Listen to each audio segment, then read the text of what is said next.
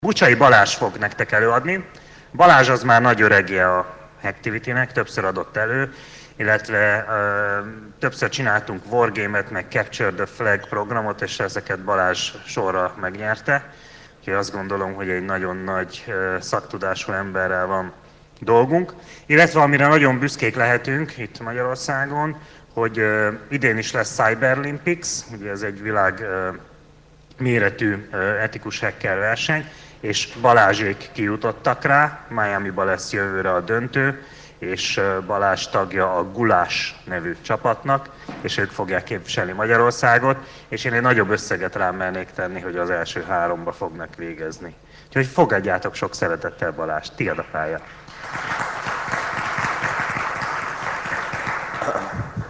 Köszönöm szépen. Ezt sajnos egy picit ki kell javítsam, mert a másik csapatban vagyunk, illetve vagyok, a PR Auditorsba, és két magyar csapat jutott ki, a másik pedig a Gulás. De szerintem ez nem fontos, a fontos az, hogy két magyar csapat jutott ki, az összesen két kijutó európai csapatból. Amit rólam tudni kell, hogy ez a harmadik előadásom itt a Hacktivity-n, ezúttal is nagyon szépen köszönöm. A Paypass sebezhetőségeiről fogok előadni. A Paypass a Mastercard tulajdona, ez egy technológia, amit arra használunk, hogy érintésmentesen a bankkártyánkkal tudjunk fizetni, ugyanúgy, mint hogyha mágnescsíkkal, illetve chipkártyával fizetnénk, csak ez érintésmentes.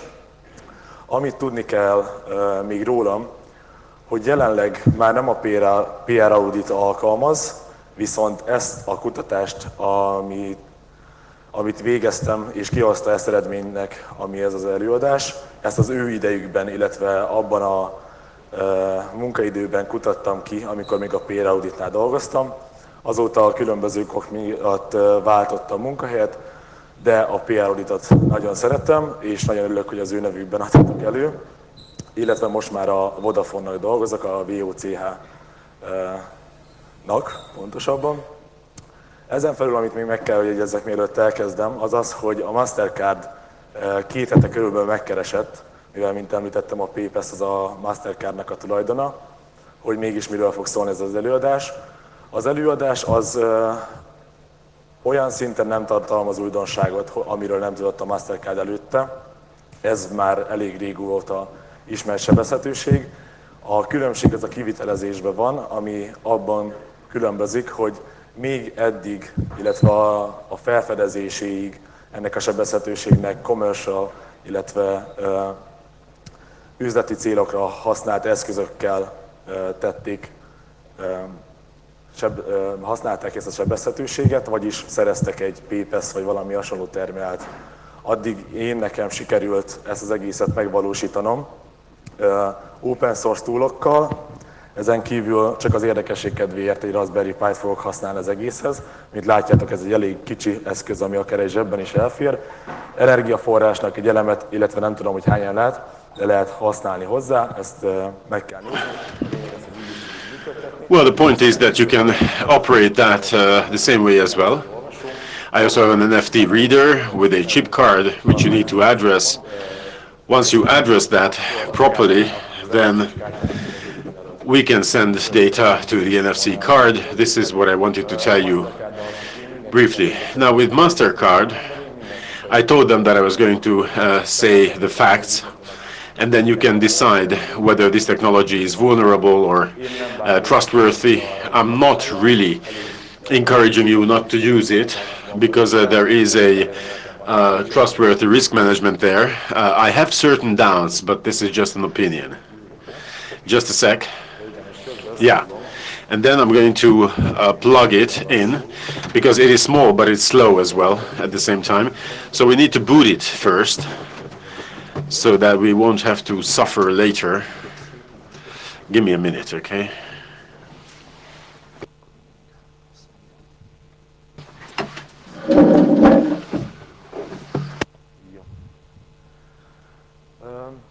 Okay, so 2 sentences I wanted to say. One is from paypass.com, which describes what I just said, namely that it belongs to MasterCard and what it can be used.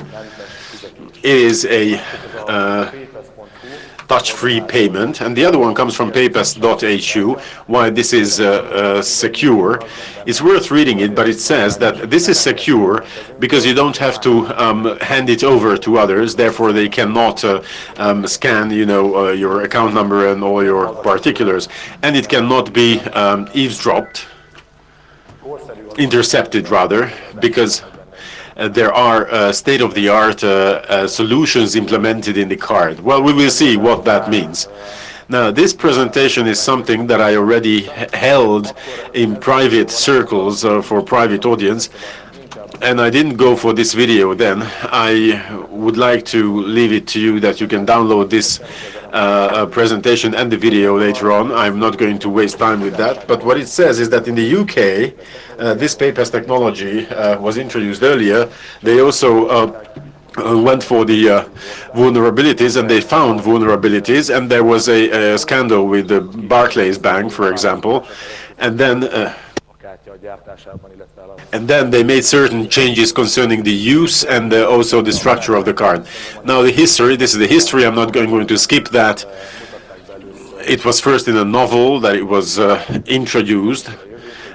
In that novel, they depicted the future as a vision, and it was then there where the idea of the bank card happened. And then they made the first version, which was the paper-based, the check, which was easy to forge or to falsify. And then the Bank Ameri card was the first one in 1958. It hit the market. There were a lot of standards that I have come across during the course of this research. I had never dealt with banking payment issues. Anyway, issue 7810 describes what a card should look like. Sorry, ISO 7810 is a standard describing what it should look like, and of course it also tells you that the first numbers the first digits are identifying the bank, then there is an error checking, there are error checking digits and so forth. And then this is the zero generation cards. There was only a number, a name, and the expiry. And then generation one was the magnetic strip cards, magnetic stripe cards, and then later on they came with the ATM and the chip card solutions. There are two standards. One is the 7811 standard, which tells you how you can physically read and write those cards, and 7813, which describes what sort of structures and how the data can be recorded on the magnetic cards. Track 1, 2, 3. There are different data structures in the different tracks and different data, not only different data structures. Track 3 is the most state-of-the-art, but most of the banks are using track 1 or track 1, 2 together. This is why this is what is on your bank cards as well. This is easy to read. You just need a couple of 10 euros of tools to read and write these.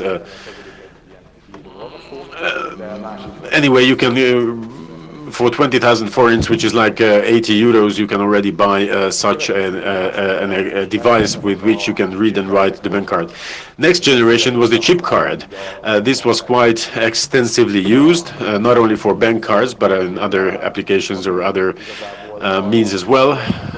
Here, again, there's a standard, as you can see, written there, what the different parts of the chip are responsible for, what they do, and the RPDU, the APDUs. APDUs are commands that you can send to the card, and also there's a standard which determines what sort of error codes do come back. This is how you can communicate with the card. So there's a protocol that determines the whole communication. Now, if you have a chip card reader, then what we can say is that the card has an own communication system, which is fully separated from the world. And then if you put this into a reader, then it will get some energy supply, then it will boot up, and this is how you can communicate with the cards. Now, if those codes or keys are not accessible, then you can call, then you can use APIs to call different functions of the card. This is good because it's difficult to copy, difficult to duplicate, and difficult to steal money, of course. This was quite a smart step of banks and card issuers to come up with this solution, I mean the chip. Now, what you also need to know is that Europay, MasterCard, and Visa, they just sat together and they came up with a new solution because they said, okay, it's good that we have bank cards, but we should try to make the system more uniform, and this is the EMB that they came up with. This is a standard covering bank cards and bank card readers. There are 4 different books on that topic. ISO 7816 is the standard that deals with this. So with a chip card, you can read the card and you can write the card as any other chip card. Now, you also need to know that this EMV gives you a basic structure how you need to communicate with the card. However, this could be extended. So any of the issuers could add their own information and add their own apps, their own applications for the card, which are obviously not public. It is just the reader that they use, their own readers that are made compatible with the cards. Only these readers know how these apps work. Of course, you can find this out, but it's not an easy thing. As I said, this is quite a closed system. As I mentioned, this is quite difficult to copy. What is good here is that we can store keys on the card. Like, for example, we can sign the transactions with these secret keys. We can authenticate the transactions in this way, even if there is no online connection with the bank. So we can be sure that no one's going to steal our money. Now, challenge-based authentication is the one that it has, but this has been created in such a way, as all other technologies, that there are vulnerabilities as well. And it was just recently, 1.5 years ago or so, in the UK, a new technique hit the surface, which says that relay attacks could be used, and the relay attack looks as follows. I don't know to what extent this will be readable. Anyway, the situation is as follows. We have Alice, who is an innocent customer who would like to pay with the bank card. She inserts the card into the slot, the terminal, which is connected to Bob's machine, and Bob's machine is connected to Carol's machine, and Carol would like to buy a diamond, just to follow the example in the picture, in a jewelry store. But one of the first customer wants to pay $20, the other customer wants to pay $2,000. Now this is a difference. And then the way this is done, Bob's and Carol's computer, so Bob sends the information to Carol. The information that is received by the terminal, and then the other terminal is going to get the same information. It is going to respond, and that is going to be sent back. So the whole transaction seamlessly is going to happen, and Alice will only realize that she had paid $2,000 instead of $20. Now, this is not an easy attack. This is the circuit that was designed for that. There is a modified card which is then connected to the circuit, and then this is inserted into the terminal, and this is how it works. So this is the point of this relay attack. And now we get to the point which is the RFID, radio frequency identification. Now, what the purpose this serves is that you have 2 types of tag, the active tag and the passive tag. The active one has an energy supply. and then this can energize the passive tag, which has no indigenous energy supply. So we have a bank card, for example, which is RFID based, or that could be an access card, whatever card you have, and it has no energy source supply. But when you touch it or approach it to the reader, that is going to energize it, boot it up, as if it was a chip card. So it would boot up the operational system and the op system, and then there's going to be a communication between the card and the reader through radio frequency. Now, this is something which has been around for a while. It's been used extensively. First, they put chips into animals, implanted chips into animals in order to identify animals, both in agriculture or your pets. Your dog could be chipped. And then also access control works the same way. Now, what you need to know of RFID is that it is quite a wide spectrum. There are a lot of standards. One is NFC, the Near Field Communications. 13.56 megahertz is the frequency. RFID uses 125 kilohertz or even higher kilohertz, higher frequencies. So this is why I said this is just a trench of it. And the whole NFC is based on ISO 14443, and there are quite a number of cards in use, like the MyFair cards. Anyone who went to London knows what the Oyster card is.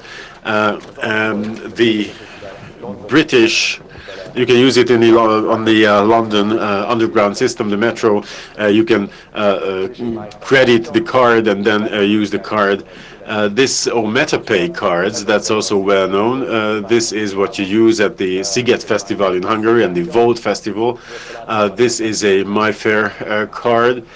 There's MyFair DeskFire card as well, which is a newer version thereof. And NFC is also used for all of the newly developed, the newly issued passports. They're also using NFCs. And Paypass is also using NFC, the Near Field Communication Standard. What matters, in addition to what I've said, is that in the standard, you have a certain distance determined, the distance that the card needs to approach the reader in order to be able to communicate. This is 4 to 10 centimeters, so it's less than a foot. The MyFair card was broken in 2007. This has been widely publicized, but it was not that easy to do so. And then Oyster card was broken in London. This triggered a major scandal because Tokyo was using the same system and the same protocol. Anyway, although people did not use it to free ride the metro, but still it got a lot of wide attention. BKV, the Hungarian, the Budapest mass transportation company, is also going to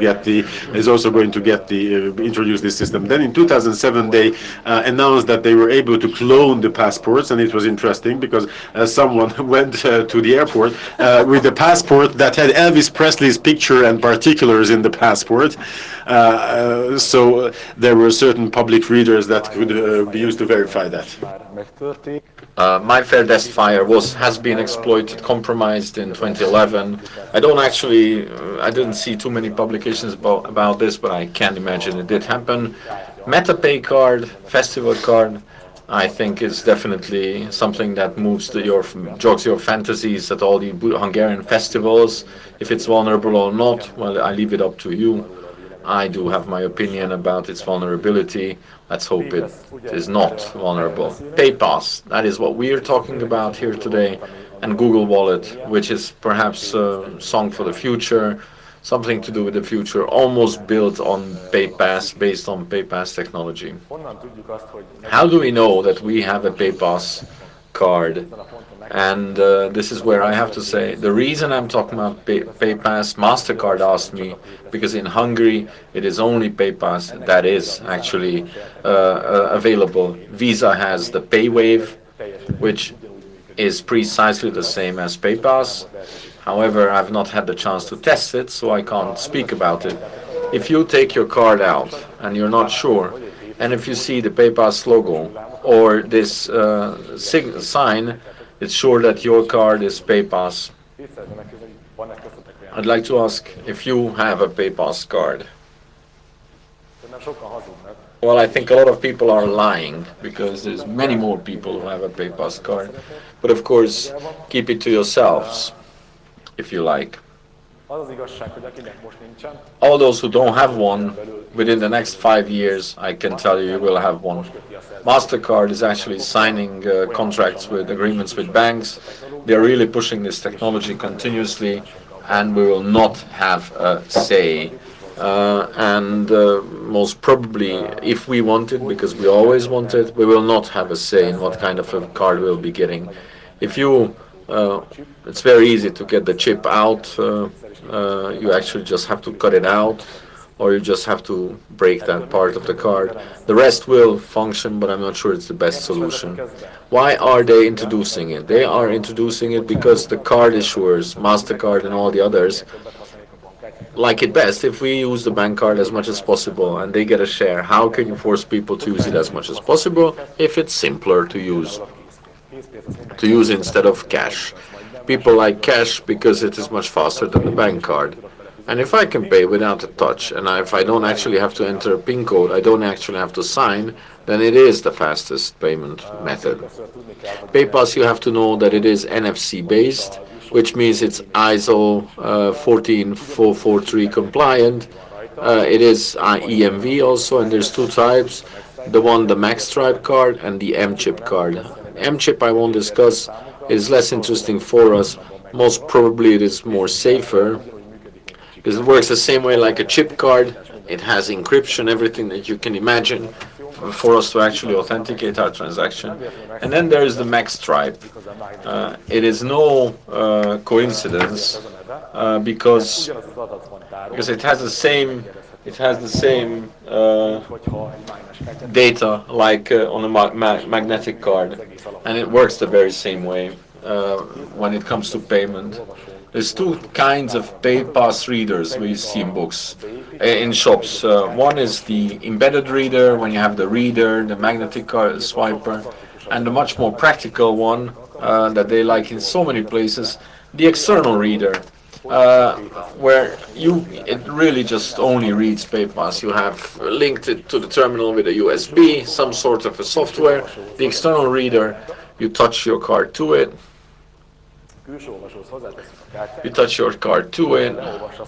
It reads the data it needs to, which is otherwise on the magnetic card, similar format. It sends to the POS terminal, and the POS terminal actually behaves like a magnetic card and actually just remembers that this data came from a Paypass. We came from a safe technology. We are doing precisely the same thing.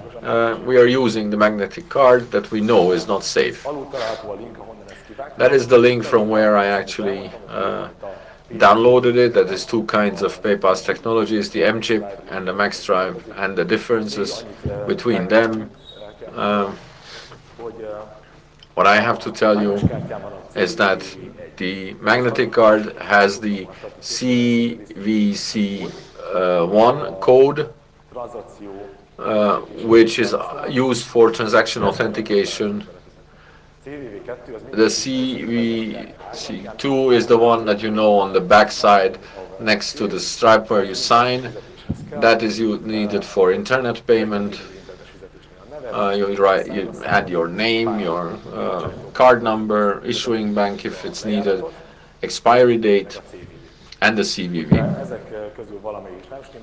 And if either of the data don't fit, you can't pay. And there are places, I've heard like Amazon, where they don't ask for the CVV.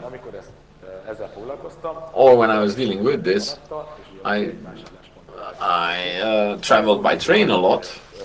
For example, the Hungarian Railways, internet-based ticket sales goes to the OTP bank,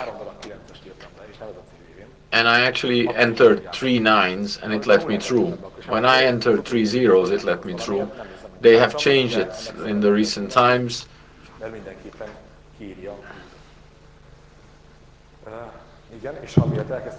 And the reason I started telling you the CVC is because Paypass in the standard there is such a thing as a CVC3. Instead of CVC, one is a CVV3. It's three. It can be three values. One is a static one. It's always the same. The second one is dynamic, and I think there are two kinds of dynamics. One is there is two added for every transaction. You can imagine what the third time it's going to be, and in some cases, some sort of a random number is used that is always renewed. That could be the secure one. And what do we have on the card? Since it does use EMV, you can list everything as if it was a chip card. It uses CVC3. MasterCard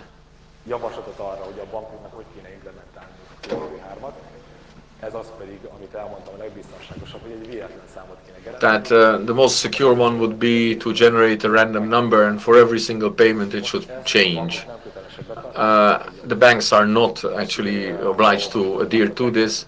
I read the card, for example, that I have here, but I've read two other bank cards, and I did not see any difference. Perhaps I did not look well enough. It does need more research. I would not be surprised if it was static. Apart from this, you also have the cardholder's entire name, the name of the bank card, and also the expiry date, the transaction counter and the service number, and quite a few other data. If you obtain these without CVV, we can use it in a few places. For example, and the OTP Hungarian bank you can't, but most probably Amazon and numerous others will allow the usage of the card. So if we have the name, we have the card number, we can already pay with it.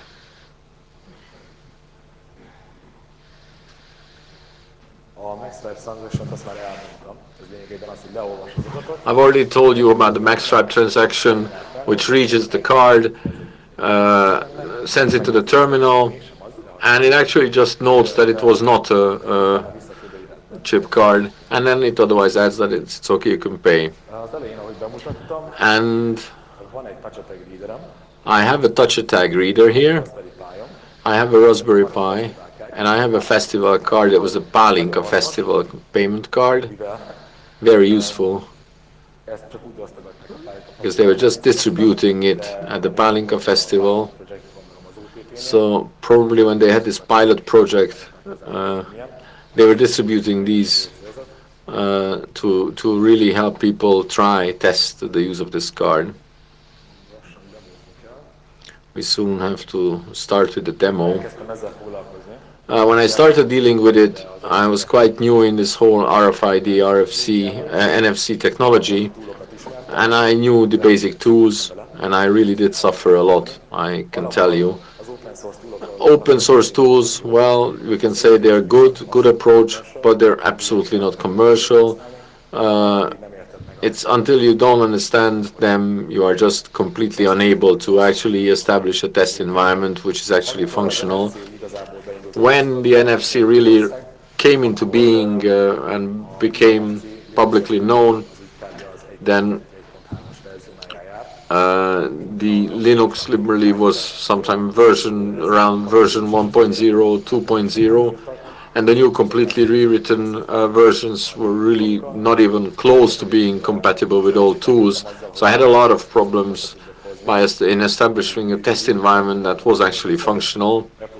I tried it on OS X, I tried on all sorts of other Linux distributions. If it was MacBook, for example, my MacBook is completely busted because of this.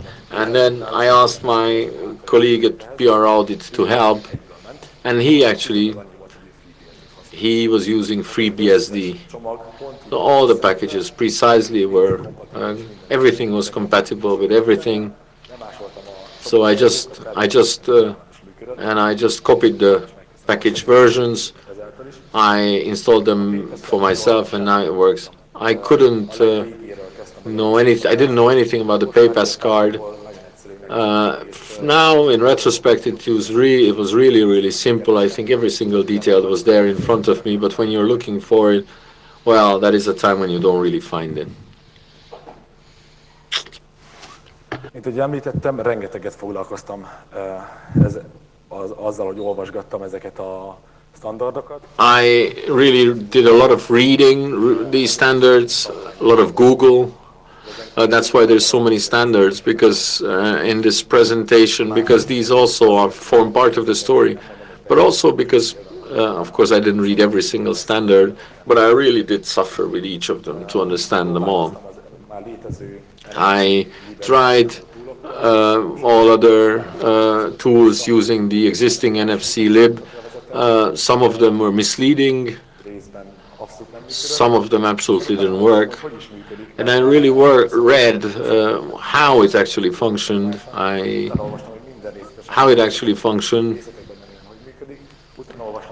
Then I started reading how the reader functioned, how you have to address things down to the bit, down to the byte. Then I found the solution. And then the whole thing opened up. All of a sudden the card answered. You can imagine how happy I was. I showed everyone in the office. They didn't really appreciate it. And I'm not surprised. It was basically just zeros and hexadecimals on the screen, but for me that was a lot. I mean, it was actually something, it was not an error code. Others said, well, okay, what's the big deal? And in the end, what I found, because it uses EMV, the easiest one is to use an existing tool and we modify it, because you don't have to read through 4 books and reprogram it if someone has already done it. So basically I took the Java EMV reader. It took quite a few weeks.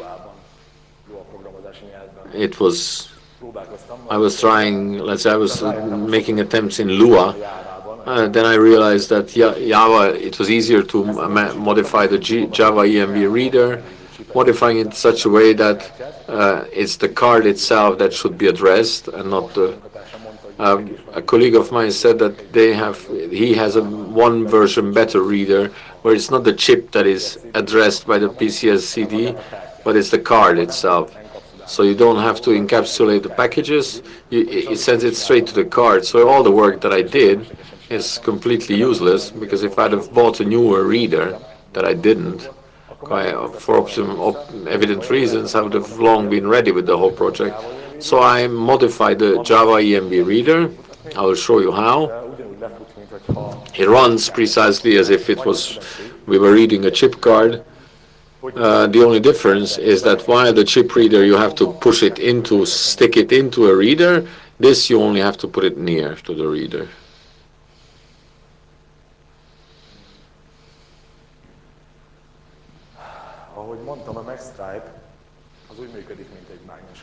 As I said, mag stripe functions like a magnetic card. I think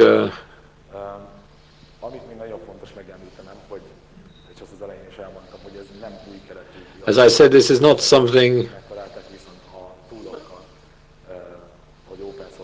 Basically, the novelty of this presentation is that I only used open source tools. A whole lot of presentations. There were quite a few presentations before, and more are coming out.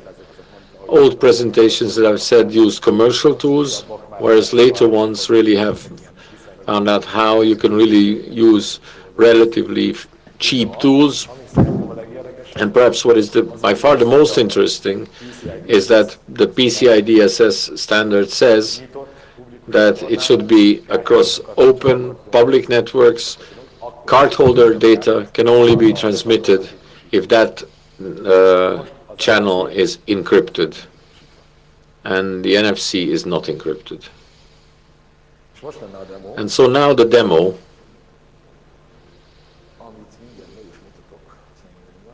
Hopefully I'll show you the demo.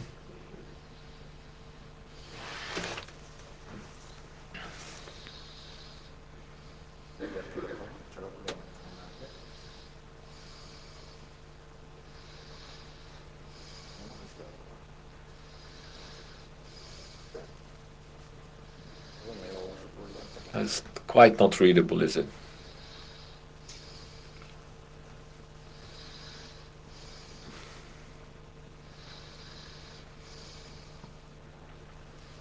Látszik nagyjából?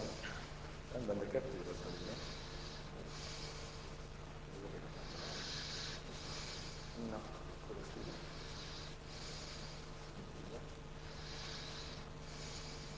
Jó.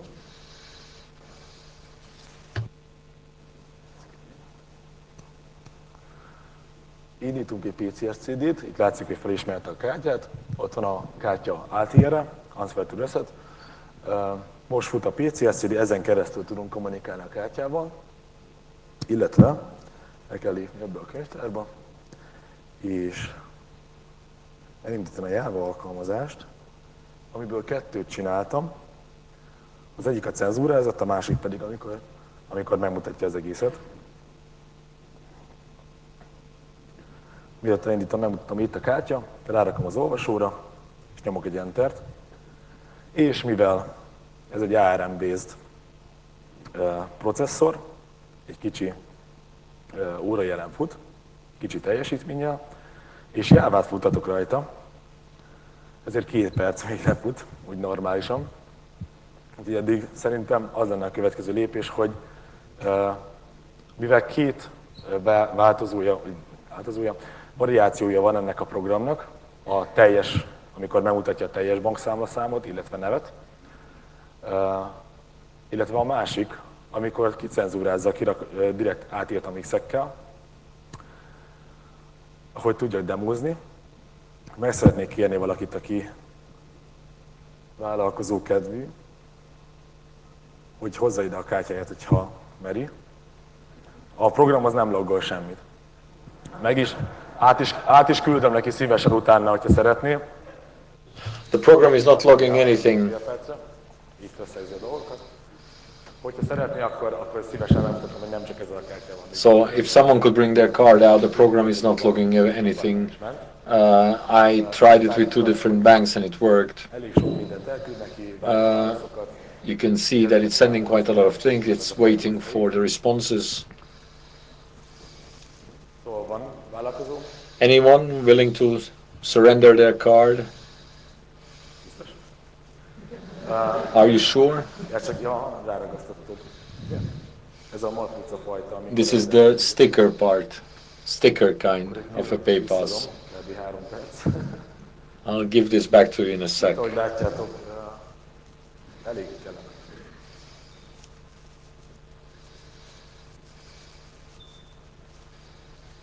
Szerintem ez a legérdekesebb rész, hogyha gondoljátok majd, akkor később megmutatom a többit is.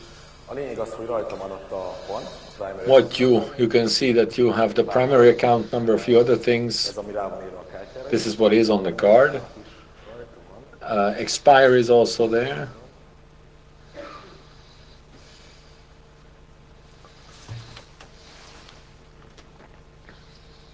Ott van.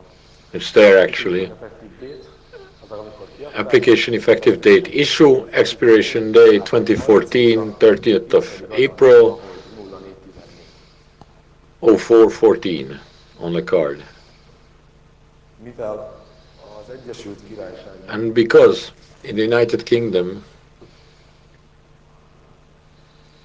a Barclay miatt kirobbant, because of Barclays, they had this scandal, ezért módosítottak a dolgokon. so they amended the system, they modified the system.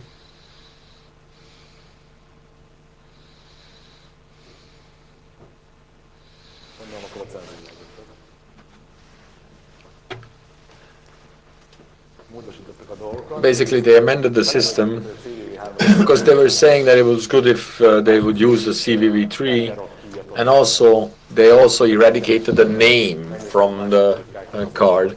The name is not on this card and on the other one. Despite this, beside this, you actually have instead expiry and you have the card number. And I'll tell you what you can do later on. I can tell you how nicely it runs.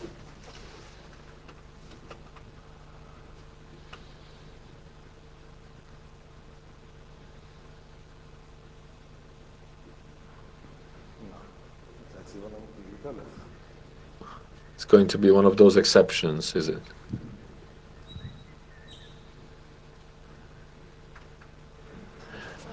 His phone is ringing. They're calling him from the bank.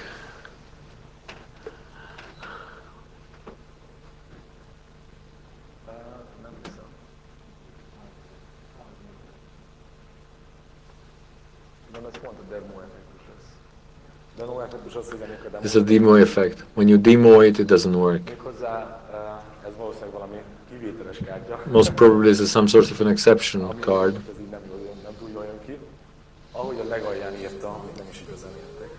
What I don't really understand is what it wrote at the end, the very bottom. Not finding the application when it should not be looking for the application. Any other person? Is it the same sticker thing?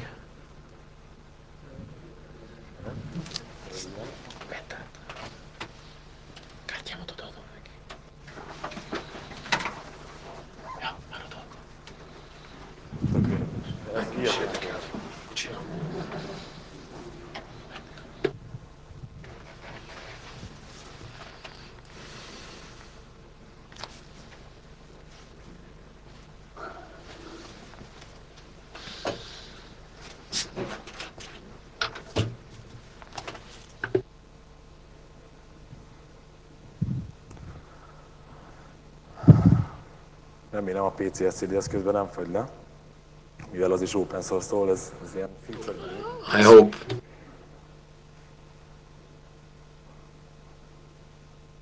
I hope this one doesn't freeze. Na?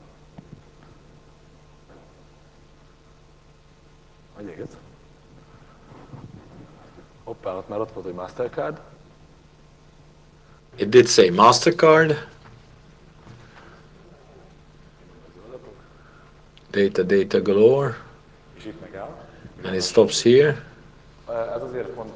It's important that it stops here. It's quite good. Integral authenticate. It would be a feature. It would be worth looking into in EMV. These are the characteristics graphs where you can actually sign transactions, and this is what is missing from Maxstripe. It does not have. People cannot sign their transactions. They cannot authenticate their transactions. I'll talk about this soon. I just want to demo you that it really is working. I actually measured that it runs for 2 minutes. I knew that this was going to be the toughest part. We have to wait 2 minutes.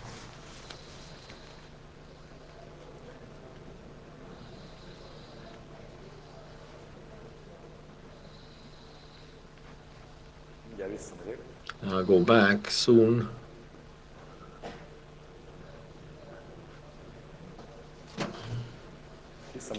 I'll go back.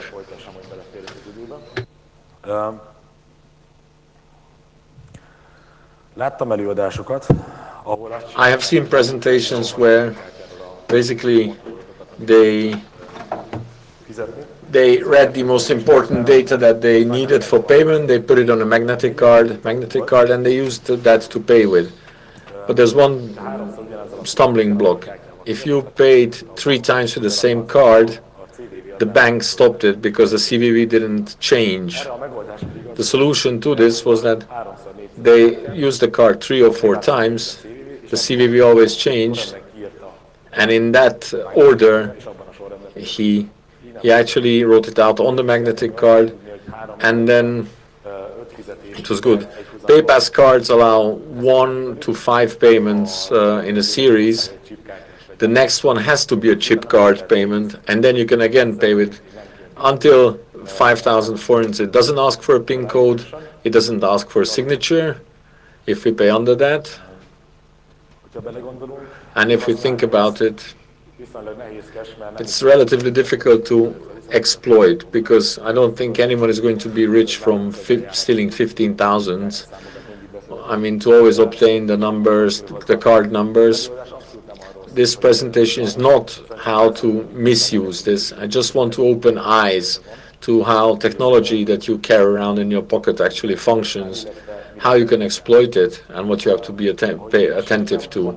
As I've told you, there are net payment pages on the internet where they don't even ask for your CVC.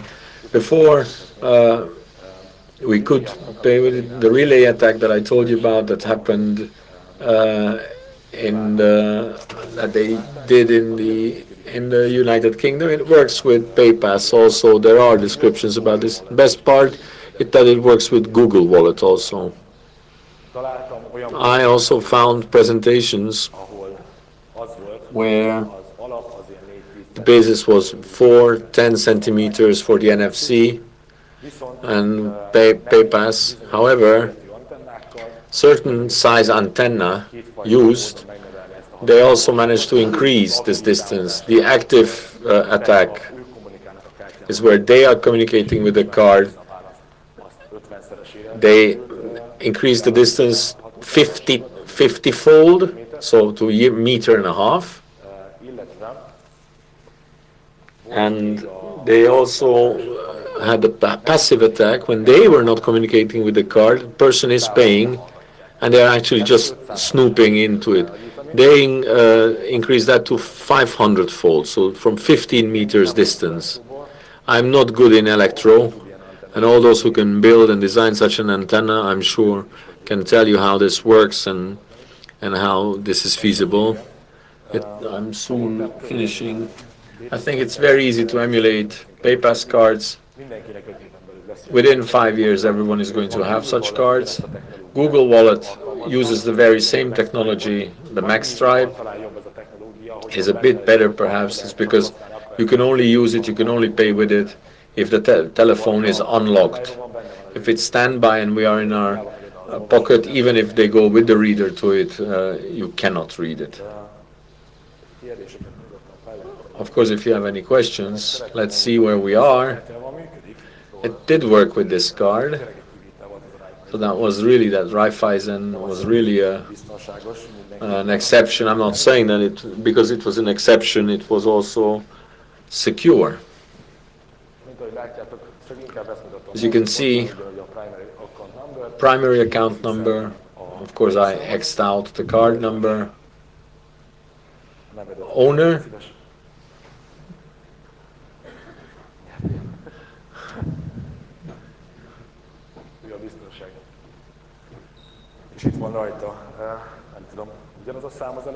is it the same number? At least the first digit? 554203. That concludes my presentation. I knew it wouldn't work. There wouldn't be time if there's any questions.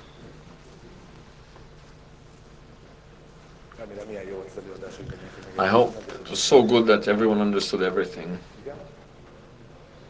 I don't know, we don't know what they're asking without microphone. You should ask MasterCard. It seems there are such cards.